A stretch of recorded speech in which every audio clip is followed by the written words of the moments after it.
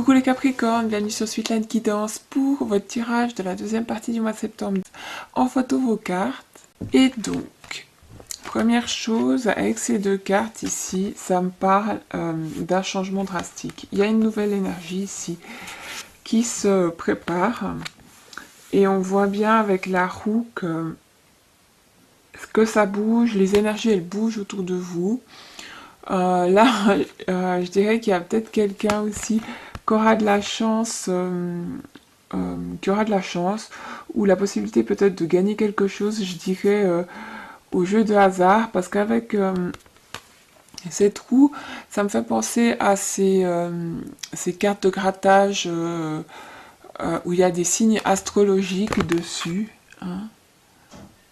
Et ça me fait penser à ça. Donc certains, vous allez peut-être avoir la possibilité de gagner un jeu de hasard, un de ces petits jeux à gratter.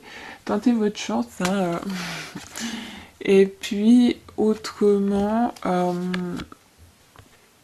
mon page ici, il me parle du fait de passer d'une situation à une autre de manière assez rapide. Qu'il peut y avoir j'ai une sensation de superficialité, donc attention de pas passer au-dessus de choses importantes en voulant aller rapidement, ou de paraître superficiel parce que justement on passe peut-être d'une personne à une autre, ou qu'on change peut-être facilement d'avis pour certains. J'ai un esprit assez jeune ou assez peut-être immature. On n'est pas bien conscient des risques qu'on prend, ou des risques qu'il y a à justement passer peut-être d'un partenaire à un autre ou d'une situation à une autre aussi rapidement selon votre cas, qu'autrement. Là, j'ai aussi juste une petite aparté avec quelqu'un qui a peut-être une morphologie un petit peu androgyne, ou quelqu'un de très dynamique, qui a une forte énergie. J'ai quelqu'un comme ça, peut-être que c'est cette personne, hein, qui a une peur, ou c'est vous-même, qui a une peur, avec le cheval blanc ici, peur de tomber, qui met des barrières, ou des limites, qui s'empêche un petit peu d'atteindre ce succès, ou ce bonheur. Voire avec le soleil ici, au fond, on peut parler aussi peur de s'engager dans une relation. On se met des barrières, des limites. Mais là, il y a un changement. Comme je disais, il y a un changement qui se prépare. Que sur votre chemin, il est peut-être aussi bon de faire des pauses, hein, pour prendre le temps d'affiner sa compréhension, comme je disais, de ne pas passer peut-être trop vite sur les choses, hein, d'être trop superficiel, mais de se concentrer, sur peut-être les petits détails, sur la situation dans son ensemble, pour prendre le temps de réévaluer, hein, ce qui se passe. Peut-être aussi de guérir ici avec le feu, qui s'est passé des choses, ou peut-être que justement il y a eu des changements rapides, et vous devez vous adapter là. C'est le fait aussi de trouver un équilibre, hein, de réaliser, le fait de trouver un équilibre, justement peut-être au milieu de tous ces changements, de ces choses qui bougent, parce qu'on a Yin et Yang ici. On va pouvoir voir toutes les synchronicités qu'il y a autour de nous, qu'on essaye de nous mettre sur un chemin, justement, qu'on nous envoie de la lumière, on nous éclaire, qu'on réalise pas forcément, hein.